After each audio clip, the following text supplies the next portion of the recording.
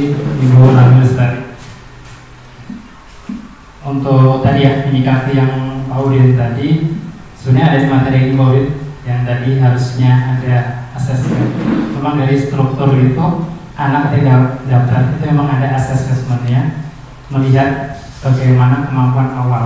Dan itu tugasnya PPDB, panitia PPDB. Dan setiap PPDB kita selalu, Ibu mau dari sini, dari setiap PPDB selalu ada SK guru yang ditugaskan untuk PPDB. Nah, guru tersebutlah yang menyeleksi bagaimana anak ini terkelompokkan. Dan nanti itu adalah masuk di buku itu teman, buku induk yang kelas 1 itu. Dan disitulah isi data anaknya beserta dengan kebutuhan khususnya.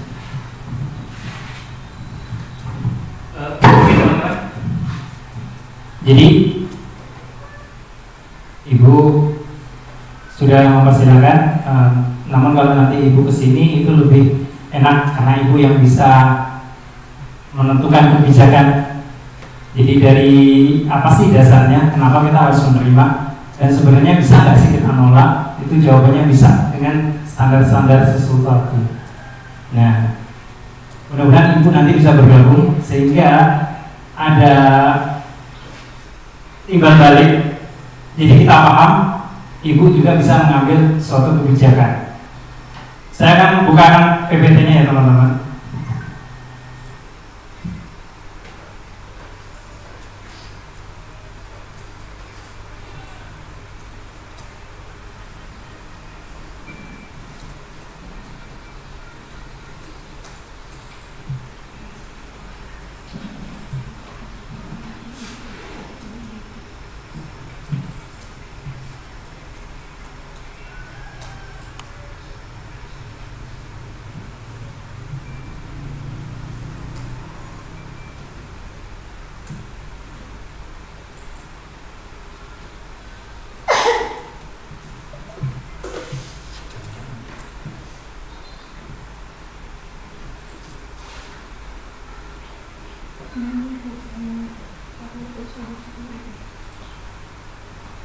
Maaf ini tadi Bluetooth-nya belum teraktif.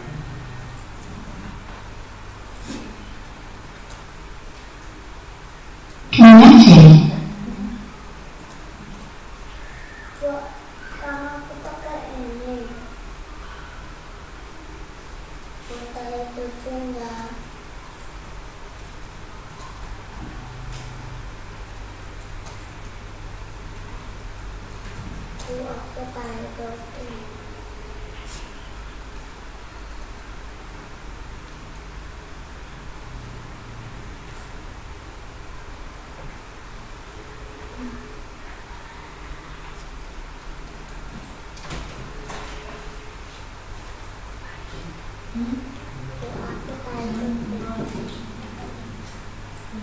Oke, terima kasih sudah menunggu Bapak Ibu.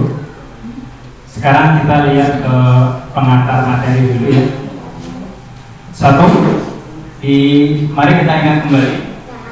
Yang pertama, materi tentang pendidikan inklusif ini ada di SIM-PKB. Pertama itu muncul di guru belajar dan berbagi. Dulu muncul materi itu, inklusif itu ada di situ. Untuk dapat sertifikat dia harus penimbasan dulu baru dapat sertifikat. Dari situ lagi lanjut lagi, materi itu keluar lagi di PMM dengan materi yang sama, namun ditambahkan dengan video. Dan untuk mendapatkan sertifikatnya itu harus aksi nyata dulu. Nah, habis itu di piloting PG ya, piloting 1, 2, 3 muncul lagi di modul ketiga pendidikan inklusif. Artinya apa? Materi pembelajaran inklusif itu penting, namun kita belum menerapkan. Begitu teman-teman. Terus teman-teman, untuk teman-teman lebih bisa terbuka dengan anak-anak yang dimaksud Ibu tadi, yaitu berkebutuhan khusus, teman-teman saya ajak untuk melihat video ini ya.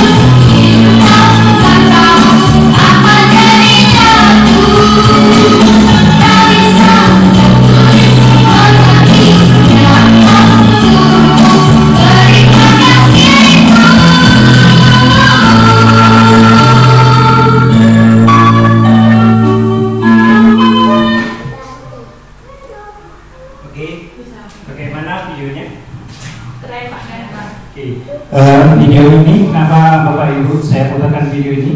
Video ini mengingatkan saya waktu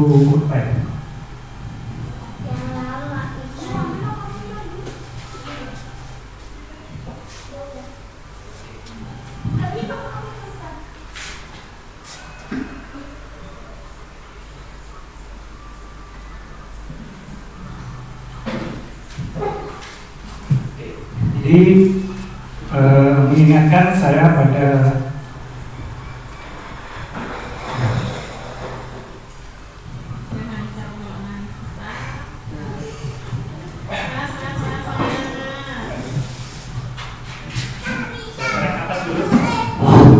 ya, jadi mengingatkan itu pada almarhum ibu saya. Jadi saya tarik nafas dulu ya. Saya ulang. Oke. Jadi waktu dulu kan kita tahu ya bahwa counter pulsa itu kan belum banyak yang buka ya. Jadi dulu beliau masih hidup, masih jalannya orang yang jual pulsa. Saat itu ada anak gadis, yaitu kayaknya dari kampung baru, tapi orangnya sudah nggak kelihatan, mungkin sudah menikah bapak, tapi itu dari dulu. Dia sering beli pulsa di tempat saya. Ya. Jadi anak itu seperti ini, dia mulutnya bisa mengucapkan apa yang orang lakukan, tapi nggak ada suaranya. Oke. Di lidahnya ini jelas, tapi nggak ada suara. Oke. Saya mudah dengan percakapan itu, sehingga transaksi itu lancar. Nah, suatu ketika saya pas nggak di situ, warung itu ditunggu oleh ibu saya. Ya, nah itu dia datang lagi dengan mengucapkan yang sama. Nah, saat ibu saya membersihkan telinga, kok kayaknya ada masalah dengan pendengaran saya. Ya, ya. Ternyata bukan, memang dia nggak bisa keluar suaranya. Nah, anak itu akhirnya berkata dengan bahasa isyarat seperti ini. Bisa dilihat teman-teman.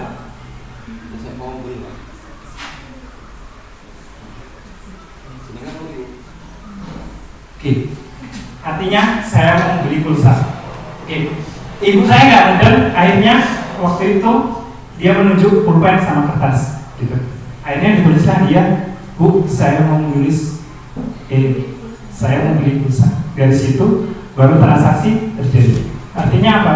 Kalau kita bisa menghantarkan anak itu bisa tulis saja, kita sudah menyelamatkan kehidupannya dalam bermasyarakat. Itu dampak yang luar biasa. Ya teman-teman. Oke, nanti sekilas kita akan belajar basic dulu, bahasa isyarat Indonesia dan juga CD, sistem bahasa Indonesia dasarnya saja. Ya, oke. Nah, sekarang kita lihat teman-teman bahwa satu, pendidikan inklusif ini ada di Undang-Undang 1945 pasal 28, menyebutkan bahwa setiap orang berhak mendapatkan kemudahan perlakuan khusus dan memperoleh kesempatan dan manfaat yang sama guna mencapai persamaan dan keadilan. Saya mau tanya teman-teman, dulu pas sekolah pernah disuruh ngapalin undang-undang nggak? Pernah ya? Sekarang lihat undang-undang ini, kira-kira sama nggak ya sama teman-teman hafalkan dulu? Jaga nggak? Kalau teman-teman masih hafal, ini kerasa beda dengan yang dulu, beda kan? Nah, itu tanda berarti kita harus mau belajar lagi teman-teman. Bahwa saja Undang-Undang 1945 itu sudah berkali-kali diamandemen, sudah banyak perubahan, dan perubahan itu kita tidak mengikuti, tahu emang begini ya bunyinya. Nah, itu tanda kalau ada rasa kok beda ya, itu tanda kita harus mulai belajar lagi bahwa kehidupan ini berkembang. Iya teman-teman. Oke, ini dasarnya dulu. Mari kita mengerti bahwa membangun lingkungan yang terbuka untuk siapa saja dengan latar belakang kondisi yang berbeda-beda. Ini tertuang dalam Permendiknas nomor 70 tahun 2009. Itu cakupannya karakteristik, kondisi fisik, kepribadian, status, suku, budaya, lain dan sebagainya. Maksudnya apa? Kita itu sebenarnya tidak boleh membedakan. Oh kamu karakternya mistik, oh kamu kondisinya fisik seperti ini, gitu.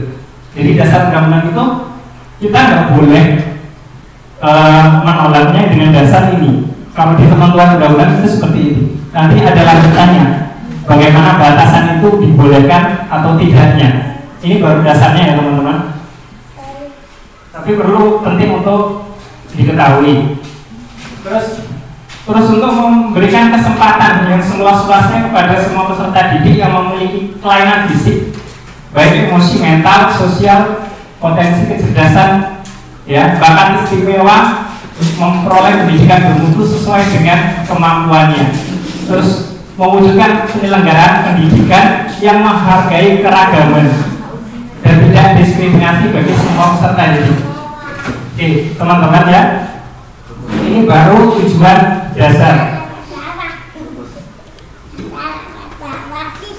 Nah, dari yang saya kumpulkan ini, bahwa penerapan prinsip-prinsipnya itu adalah setiap anak memiliki keunikan, kebutuhan dan potensi yang berbeda-beda. Setiap anak memiliki hak yang sama untuk mendapatkan pendidikan yang layak, memberikan akses pendidikan kepada semua anak, menghapus hambatan yang dialami, dan partisipasi kolaborasi antar guru, peserta didik, dan orang tua. Oke, seperti yang dicakup tadi, ketika orang tuanya sudah berkata, yang penting anak ini bersosialisasi dulu.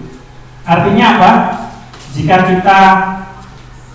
Jika memang standar yang diminta ini, kita bersyukur orang tuanya tidak menuntut lebih, ya, standarnya bisa bersosialisasi. Artinya jangan sampai kalau kita menolak itu malah menuntut anak itu untuk tidak sekolah.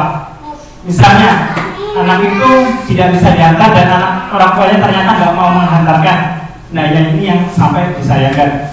Maka kita perlu komunikasi dengan orang tua seperti yang Pak Udin utarakan, itu memang benar adanya. Nah, jika teman-teman lihat di sini, anak-anak berkebutuhan khusus ini ya, dari yang fisik, sebenarnya sadar atau tidak sadar, dari dulu kita itu sudah memiliki siswa kebutuhan khusus. Dulu ada Dimas, ya, ada Bagas, siapa ya? Oke. Berdasarkan klarifikasinya, ada rasio rendah, sedang, dan juga tinggi. Kita nggak menyadari, ya, kita itu tidak menyadari. Termasuk di kelas 6 ada siapa itu? Bukan, si apa? Kakaknya kita? Jaka. Itu juga termasuk, hanya saja dia ringan karena masih bisa mengikuti pembelajaran seperti dia masuknya di fisik yang kebutuhannya adalah untuk lingkungan agar bisa menerima dengan dia baik. Kebutuhannya bukan di faktor dia harus disendirikan, tapi faktor untuk kawan-kawan bisa menerima mereka. Jadi sesuai kebutuhannya seperti itu. Nah, teman-teman lihat dari beberapa cakupan ini ya, peserta kebutuhan khusus ini mata itu masuk berkebutuhan khusus, hanya saja rasionya dia, misalnya jaraknya dia, kan kemarin itu sudah ada tes ya, itu mudah-mudahan bisa jadi data yang sudah, nanti untuk yang baru didata lagi. Jadi rasio rendah inklusif untuk anak yang berkebutuhan khusus mata itu adalah ketika jarak 10 meter dia sudah ragu, ya. Terus tingkat sedangnya adalah ketika 20 meter dia nggak bisa membaca, dan tingkat beratnya itu adalah buta, tidak bisa melihat sama sekali. Jadi ada rasionya.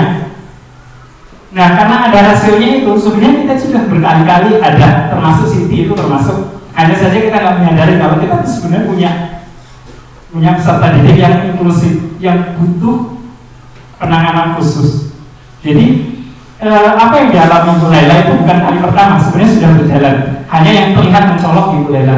Dan salah satu agenda mobil ini diagendakan tujuannya agar kita ini jadi sarana bersama.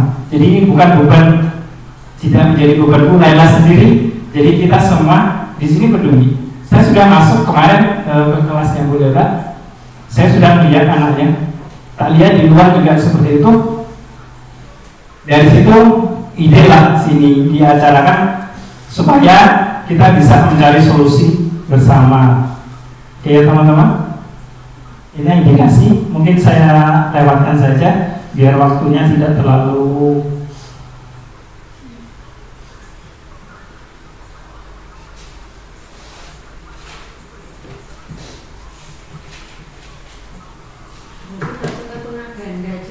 ya. Ada tunaganda itu masuk berat, dia ada dua, misalnya tidak bisa, nah seperti itu. Nah ini teman-teman ya, peran guru dalam pendidikan inklusif. Lalu kompetensi apa yang dibutuhkan? Pengembangan profesionalisme guru. Di situ ada dua, CB dan Basindo. Apa sih? Ada yang teman-teman tahu? CB itu sistem bahasa isyarat Indonesia. Sistem isyarat bahasa Indonesia itu CB. Basindo itu adalah bahasa isyarat Indonesia. Dua hal yang berbeda. Saya pelan-pelan aja ya teman-teman. Basindo ini dia natural. Siapa yang menciptakan anak-anak berkebutuhan khusus itu sendiri?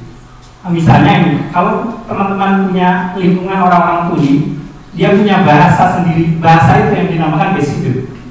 Misalnya, ketika ibu dia bilang ibu. Ya, paham ya, ibu. Ya, ini ibu, ayah, kakek, kakak, adik. Oke ya. Ini Basindo. Bahasa keseharian. Makanya perlu komunikasi antara Bu Laila dengan orang tuanya. Bu, biasanya ibu bapak ini komunikasi dengan anaknya itu seperti apa? Ini Basindo. Iya. Lalu CB itu apa sih? CB itu sistem isyarat bahasa Indonesia. Karena sistem, maka yang membuat praktisi pendidikan, ahli bahasa Indonesia dan seperti itu. Nah, jadi ini teman-teman, dalam menyikapi anak kelas 1 ini, teman-teman boleh menggunakan Basindo seperti umumnya biasa, karena kita bukan guru SLB. Oke. Tapi ya. Tapi untuk abjad dan huruf ini pakai CB. Jangan. Kenapa? Karena abjad dan CB itu yang mereka pakai kalau nanti mereka sekolah lagi atau apa, mereka pakai ini. Kalau ini untuk keseharian nggak masalah. Seperti video yang tak buka di awal tadi, yang di awal tadi itu CB apa Basindo? Itu Basindo. Ya, jadi teman-teman, CB itu diciptakan tahun 1992. Sebelum tahun 92, kalau teman-teman lihat nonton acara TVRI ada di sini, ya orang satu itu Basindo, karena belum diciptakan CB-nya. Ya teman-teman. Oke, teman-teman yang lihat CB, boleh nanti kalian teman belajar dengan yang ahlinya. Tapi kita tetap akan belajar hari ini agar kita tahu dasaran pokok. Ya, kira-kira teman-teman ada yang sakit atau tidak? Tidak? Boleh ikuti tangan saya. Tangannya ke atas. Oke. Jadi kan seperti ini. Iya. Ini huruf A. Oke. Ini huruf A ya. Oke. Kedua. Ini B. Rapat Bu Novi. Rapat tangannya. Oke. B. A gini. Ini A. Oke ya. Ini B. Oke ya. Paham di sini? Lanjut C. C. Oke. Gampang nih C ya. Terus lanjut D. D seperti ini. D. Sudah ya. Oke. E. Ya. E. Oke. Dan bisa ya. Oke. F. Gak apa-apa, kita mengenal aja dulu. F. Oke. G ya. G. C gini ya. Ini G.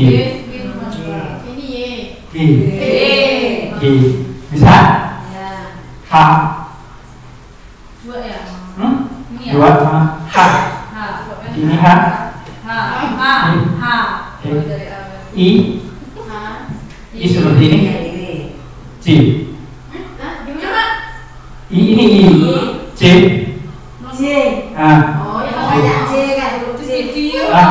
Huruf C. Bisa? C. Oke ya. Oke. Lanjut ya. Lanjut K. K. K. Ini masuk ke sini. Iya, kurang lemes tengah. K. Bisa? Oke. Lanjut. L. L. L. L. Oke. Terus M. Ini di ini dulu, tutup M. Sini dulu M.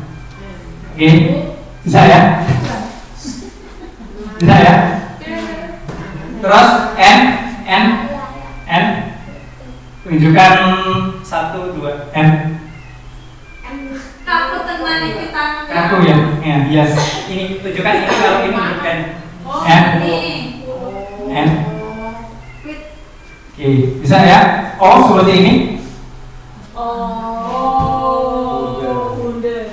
Oke. Oke, P. Oke, terus Q. Apa itu Pak? Q. Q. Q. Oke. R. R. Tanganku kaku. R. Oke, ini S. S gitu. S. Kayak ada semangat. Enggak beda. Oh, A gini. A gini.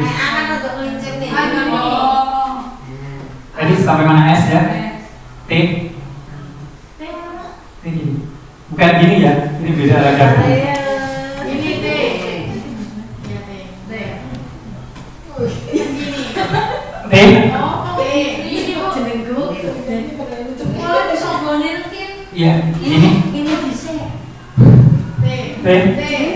Oke. Sudah sampai T. T. T. U.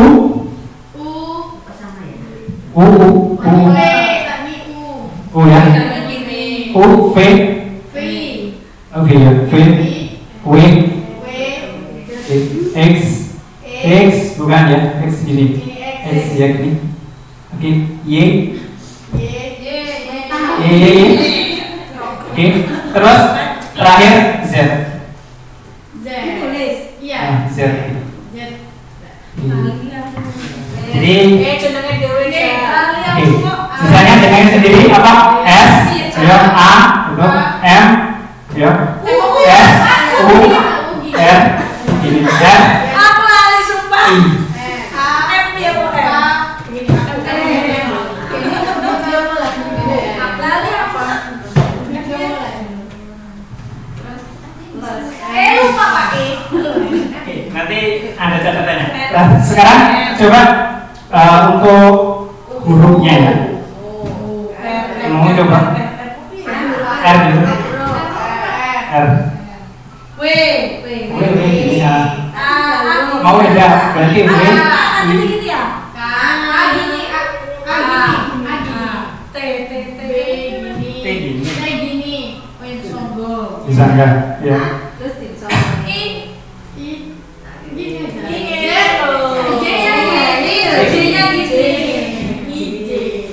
Insya Allah gampang sih sebenarnya kalau teman-teman biasa.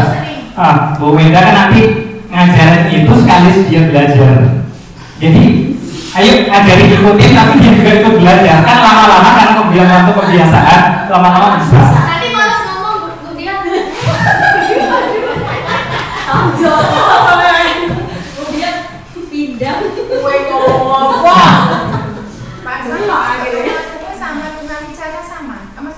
dua-duanya apa cuma untuk satu ini? Iya, sama. Sama. Jadi gini Bu, aksara itu tadi untuk mengungkapkan sesuatu yang tidak bisa, yang susah untuk diucapkan. Kalau itu bisa pakai usaha, nggak dipakai. Misalnya kayak yang sama ibu tadi saya, yang tadi bilang, saya mau beli, ya, P, U, L, ya, S, terus A, pulsa. Nah, kata pulsanya itu baru pakai itu. Kalau pakai di syarat bisa. Kalau yang nggak perlu pakai abjad itu nggak perlu pakai abjad. Misalnya, itu, Pak. Kalau ya, bisa. itu sindo yang kebiasaan sehari-hari. Yang ngomong pakai Yang di sindo itu yang sehari-hari orang-orang di sekitar kita. yang kayak gini kan. Ya. Oke. Ya. Nah, kalau CB itu dia yang sesuai kamus, ada kamusnya sendiri. Misalnya ya, misalnya gini. Misalnya, jadi kalau misalnya saya sam, ya gini, S A M, ya sam, saya sam. Tapi ketika itu tidak menyebutkan namanya, nggak usah. Misalnya gini, saya dan kamu sama-sama. Jadi itu nggak perlu. Itu kan? Saya dan kamu. Ini ya. Nah, sebenarnya kayak mirip bahasa Indonesia sebut kayak misalnya B tadi gimana? Baby. Oke, B. Jadi B huruf B kalau ini artinya bertemu. Kan mirip gitu ya.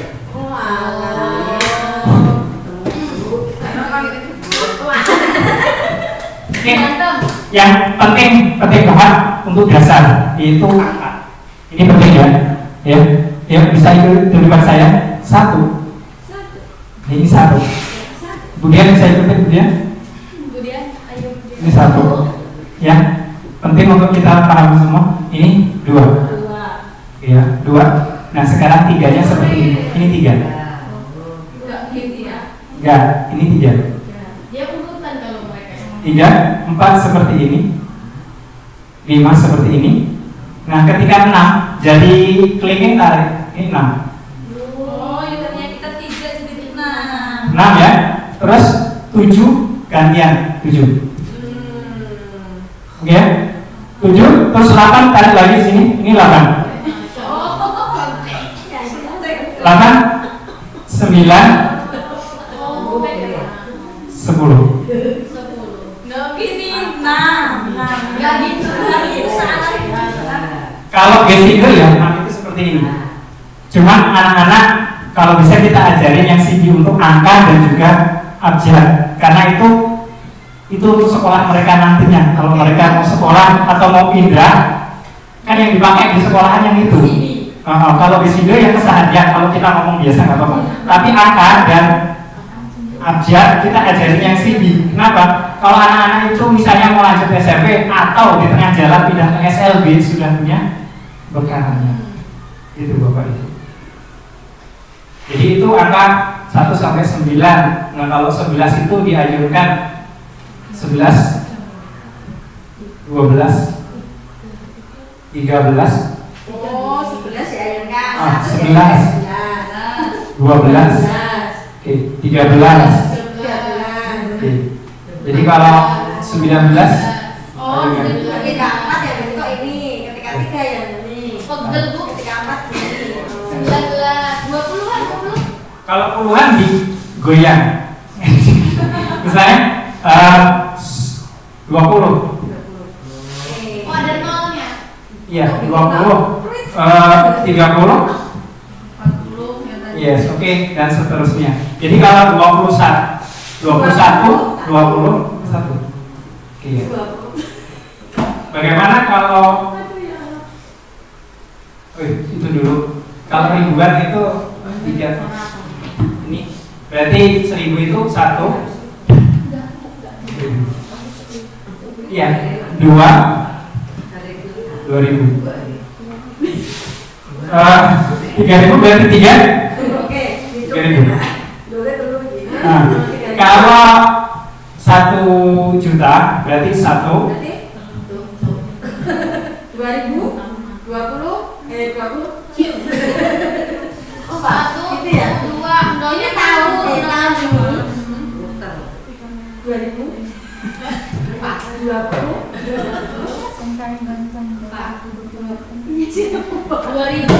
dua kali ya Pak? 2000 ini duanya 2 kali, kalau 1000 1. 2000 2 ini enggak. 1000 itu kan 1000 itu gini. Kalau misalnya 2000 berarti 2. Satu kali aja kan dikasihnya 2024 gitu.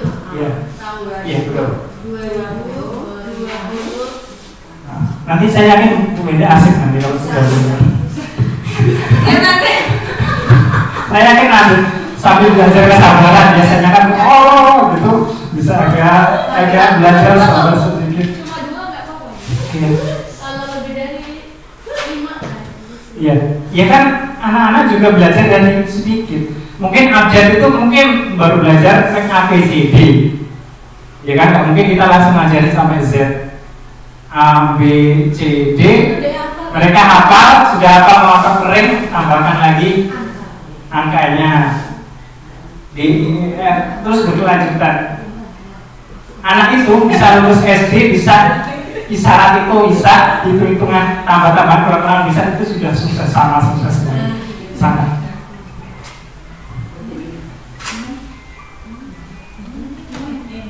Sebentar, maaf ya. Enggak, sampai mana ya? Ya, sementara itu nanti kalau sudah kan bisa ditambahkan materi. Oke, boleh dicoba namanya sendiri. Yang penting kombinasi belajar. Ya, bukan suatu beban ya. Iya. Jangan dianggap sebagai beban, tetapi sebagai pengalaman belajar. 10 menit ya Pak?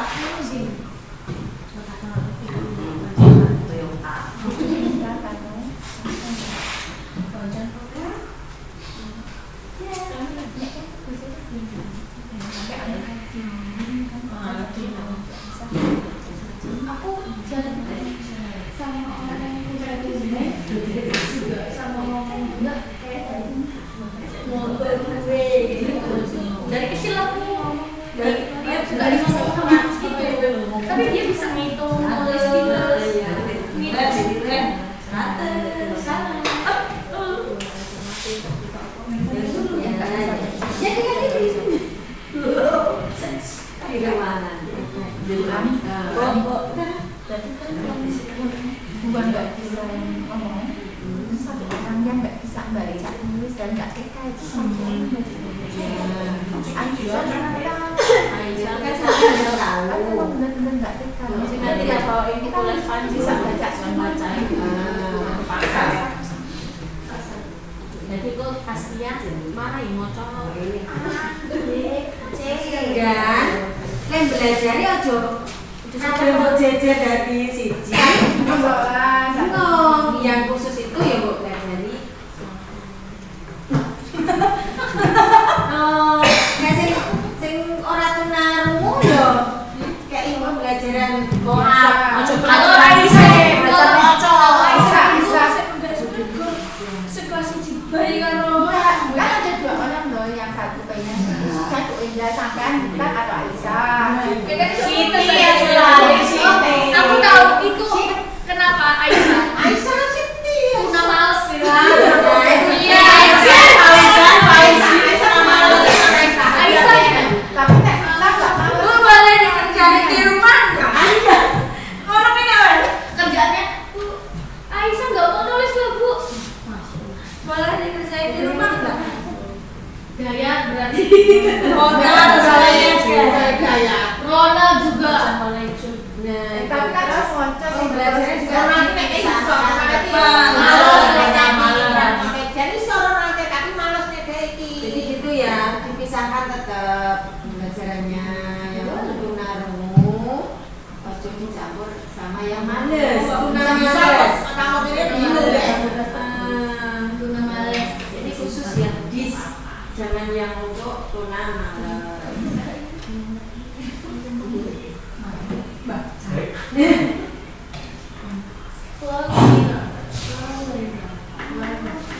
Oke, teman-teman lanjut.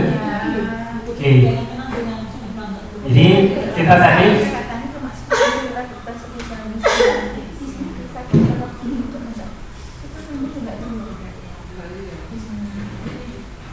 oke, lanjut ya teman-teman.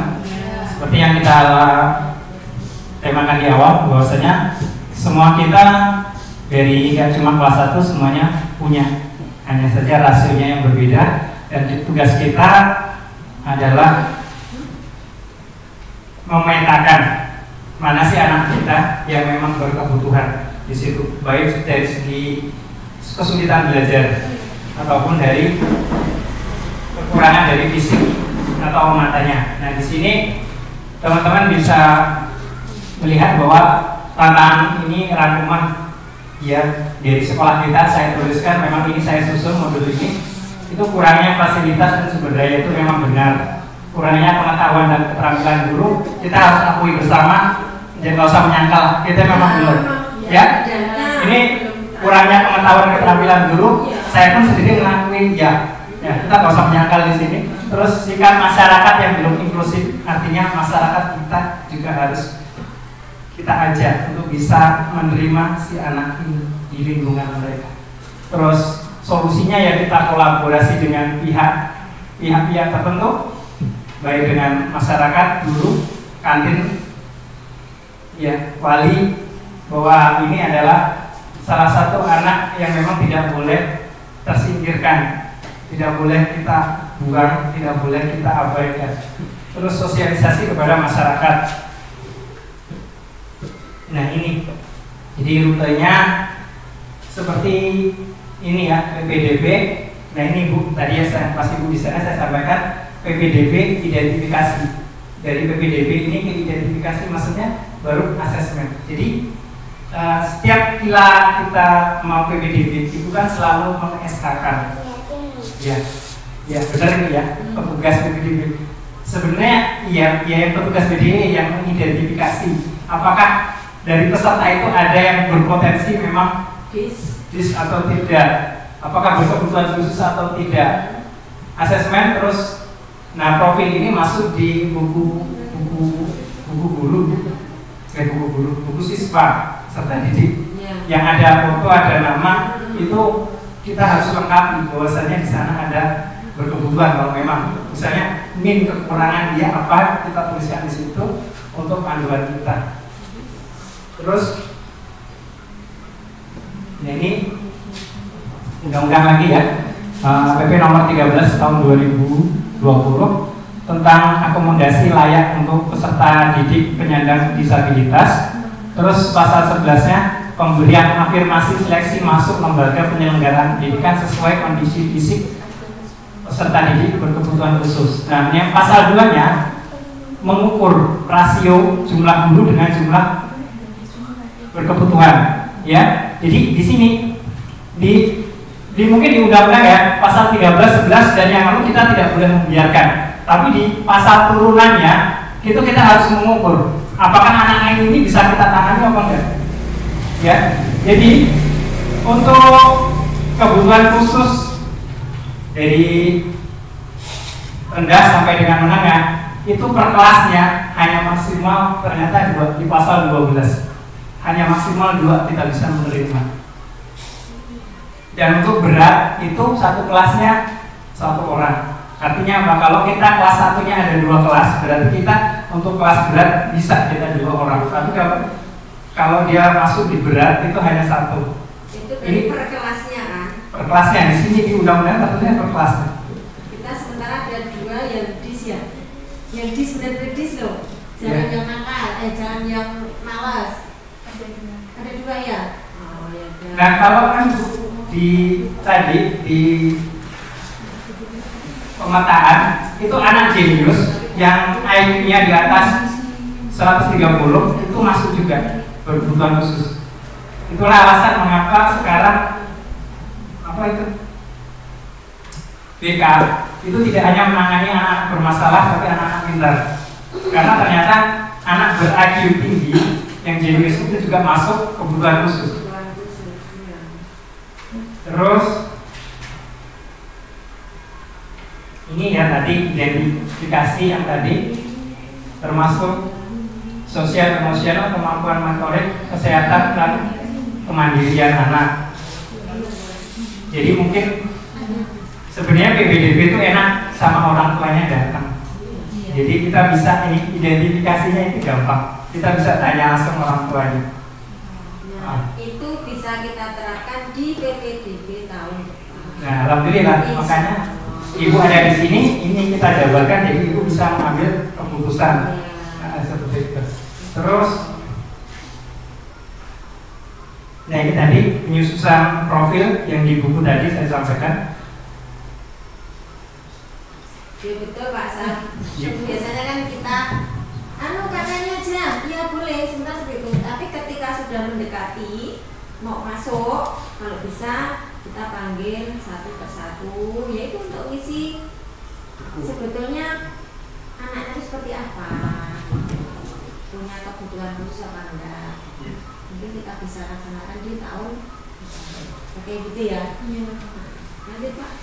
Oke, terus ini adalah contoh penyusunan modul ajarnya aja. Misalnya fase A membaca dan memirsa, peserta didik mampu melakukan kegiatan cara memegang buku, jarak mata dengan cara membalikkan buku, memilih pencahayaan membaca, dan mengenali, menjaga. Jadi intinya sederhana sebenarnya. Apa capaian pembelajaran untuk anak itu? Bagaimana cara memegang buku dengan baik? Ini yang untuk di modul ajar. Yang untuk di modul untuk di sini. Bisa. Yang di tunarungu dan tunawicara. Nah, contohnya capaian pembelajarannya sederhana. Misal bahasa Indonesia, anak itu capaian pembelajaran ACP-nya sederhana aja. Anak itu mampu memegang buku dengan baik. Anak itu mampu memegang pensil dengan benar, gitu. Nggak usah standarnya tinggi dulu. Itu CP yang dicontohkan dari kementerian aja seperti ini. Dari Juknis, saya ambil ini dari Juknis, gitu. Sederhana aja. Bagaimana capaiannya itu apa sih? Anak bisa memegang pensil dengan baik. Anak bisa menghapus coretan dengan bersih. Ini Pak Sam sebelum itu tak nanya. Jadi untuk CP ini tidak ada kekhususan nih, kan di situ bermacam-macam. Ada bahasa, ada rumu, ada bicara, ya kan? Ada autis, ada ini. Kalau ini diperuntukkan untuk autis kan memang ya cara memegang dengan benar mungkin ya. Tapi kalau yang untuk ini kayaknya memegang juga sudah kuat kan gitu. Berarti masih tetap ini gitu, nggak ada perbedaan CP-nya. Jadinya disesuaikan. Disesuaikan Bu. Kalau memang untuk yang SLB itu di PMM ada, tapi karena kita bukan SLB, kita menyesuaikan dengan kondisi anak saja. Jadi tetap capaiannya ini walaupun di tunarungu maupun enggak, beda-beda. Ya kalau dia intinya lagi bicara sama rungu biasanya satu paket Bu. Biasanya kalau dia tunarungu biasanya nggak bisa bicara. Kalau bisa ya, jadi kan ngasih contohnya ya benar-benar dari tunarungu dan tunawicara. Kira-kira CP-nya seperti apa untuk gambaran ini? Apakah hanya sama ini? Sebenarnya anak itu kalau cuma megang, Nah ya makanya sama nggak dengan ini elemennya di fase A misalnya tunarungu dan tunawicara itu apakah seperti itu menurut tata pelajarannya? Oke. Itu bisa dilihat di PMA ya. Saya coba cari. Kalau ada perbedaan berarti tolong dicarikan yang benar-benar kita lakukan yang di sini yang kita hadapi itu Pak Sam. Ya, semuanya ada di intinya ada di PMM. Ya, oke kita ini. Ya, ini kita ambil langsung di PMM ya. Kita menuju PMM. Fase A ya. Pada nah ini pendengaran tunarungu ini kan CP-nya mendeteksi. nah itu loh Pak kan CP-nya berarti lain ya kan. Kalau yang tadi bisa memegang, nah kalau ini CP-nya berarti peserta didik mendeteksi bunyi benda ya kan, terus bunyi alam sekitar, bunyi latar belakang. bunyi bahasa serupa berupa fonem nama panggilan. Nah, berarti kita itu menujunya ke sini. Ya, kita ambil ke tunarungunya saja sama yang ini. Saya kira CP-nya yang ini untuk anak-anak kita yang sekarang ini. Gitu, saya akan arahkan ke situ. Oke, jadi yang tadi contoh tadi hanya saya ambilkan dari juknis. Artinya juknis itu tentu berbeda sama sini karena di PMM itu setahun sekali diperbarui. Jadi ini yang terbaru ya Bapak Ibu ya. Yang sedangkan yang tadi adalah hanya gambaran karena itu dibuat ketika membuat juknis. Jadi kira-kira gambarannya. Nah, nanti contoh HTP bisa ke ini pas nih, yang ini pas. Program khusus dengan hambatan pendengaran tunarungu. Itu yang perlu dipelajari ibu-ibu, bapak-ibu yang menangani anak-anak itu disuruh bisa apa. Jadi itu caranya, oke? Di selanjutnya itu adalah tahapan penilaian. Ya, hampir sama dengan peserta didik lainnya yang merumuskan tujuan, menggambarkan instrumen. Sama kalau ini melaksanakan penilaian dan mengolah hasil penilaian. Sama. Ini sama, perlu saya jabarkan karena dengan sama dengan lain. Laporan kemajuan belajar kurang lebih sama sih. Kalau kita lihat di situ, nggak ada perbedaan yang signifikan. Oke, jadi saya memang hari ini saya agendakan nggak terlalu banyak. Nah, jadi dari gambaran kita yang dari awal sampai ini kita sudah membahasnya ya. Meskipun ada poin yang tidak saya gambarkan, saya anggap sudah bisa atau mungkin lain waktu. Nah, dari yang saya paparkan ini, adakah teman-teman yang ingin ditanyakan atau didiskusikan atau mungkin ada yang disangkal? Boleh kalau memenuhi dasar. Silakan. Oke, itu dulu nggih. Saya nggak menyangka, saya nggak menambahkan, Pak Samia, Pak, terima kasih. Ternyata sampai ada ilmu seperti ini, dan karena nanti kita kan ada pertemuan dari untuk orang tuanya kita panggil, maka saya dan tim otomatis minta CP-nya, tolong diprintkan CP-nya yang khusus untuk tunarungu. Jadi nanti saya omongkan ke orang tuanya, target kami itu ini. Jika kok dalam pelaksanaannya nanti anak setahun kok tidak mampu, kira-kira bagaimana? Gitu loh. Sebenarnya kita punya standar. Standarnya ini kemampuan tadi. kita seperti Nah, ini. capaiannya ini, standarnya ini kita coba laksanakan, ya kan? Yang tadi di rumah untuk tunarungu itu tolong di print. Saya dikasih dan teman-teman yang menangani juga dikasih. Nanti untuk bahan diskusi ketika kami memanggil orang tuanya. Itu aja loh. Kira-kira mau datang. Kalau tahu. Iya. Masalahnya kalau ini udah pernah dikomunikasikan suruh datang sampai saat ini belum datang. Itu cuma bapak Eka saya nih. Itu saya kan suka pulangnya bareng kakaknya Asri waktu itu tak kasih untuk bayinya juga. Jadi yang penting kan kita tahu rambu-rambunya itu, ya capaiannya itu di fase A. Kok tidak bisa mengikuti ketika sudah dipelajari biasanya. Ini kalau bahasa isyarat itu mungkin kalau kita sehari bisa untuk ngajak ngobrol biasa, cuman yang nggak kita bisa kan kemampuan untuk ngajarin yang harus dia dapat sebagai seorang anak tunarungu. Misalnya kalau kedepannya dia harus bisa baca, itu kan yang kita nggak punya.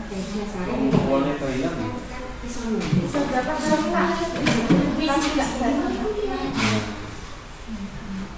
Sementara seperti itu, jadi dia bisa menggerakkan tangannya, bisa ulangan bisa jawab kita ngajarin kan bisa bagaimana bisa. Kalau yang mana terus bisa. Kalau orang tuanya itu mau datang dan mau komunikasi, kita juga kan apa ya? Ini punya tujuan kan ya. Tapi yang nggak datang. Sekedar untuk ngobrol aja mungkin nggak mau atau gimana. Coba bisa tak ambilnya lagi, maksudnya tak komunikasikan kira-kira gimana yang semester ini loh, kan nanti kedepannya di awal tahun, awal semester kita panggil lagi untuk komunikasi dan Coba dari Kamis Sabtu, Kamis Jumat Sabtu itu yang mana orangnya yang bisa? oh nanti kok kan demo. Budenya juga mewakili nggak apa-apa Sebetulnya sebetulnya. kalau kan itu Yang penting ada wakil dari. Kalau bisa sih orang rumah. Ya, nanti kalau semuanya kerja. Ya setidaknya kan untuk anaknya kan Iya sih. minimal. Setidaknya nomor teleponnya lah. Maksudnya ditakoni kalau bapak nggak bisa bisanya kapan? Ya makanya tak teleponi gitu. Ya, bisa nomor teleponnya. Oke, Pak, saya Buatkan surat lah. Surat panggilan. Surat undangan. Ya undangan lah. Iya. Boleh. Artinya resmi. Kalau Iya.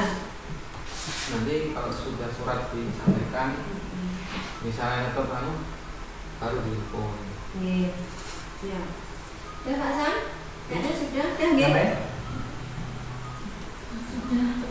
Sudah cukup waktunya. Monggo ditutup, silakan.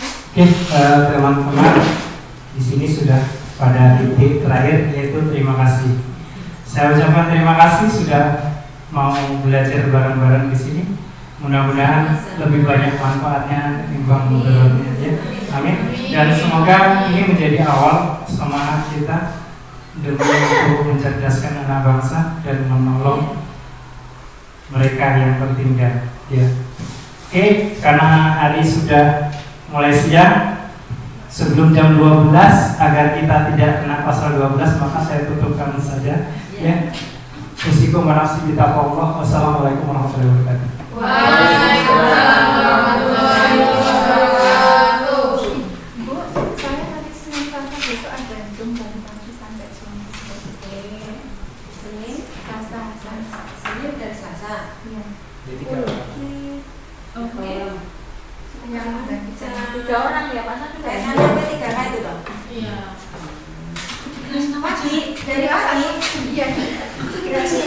Buat dia di kelas 6. Aku anak-anak aku ngomong Fadil. Aku kan cuma kelas 1. kelas 6 kelas 1 lah Pak Udin kan guru ya. Pak Sam enggak? Pak Udin kan enggak mau kelas. ini yang ketiga dia Oh, kelas. Kelas 7 lah, kelas 7.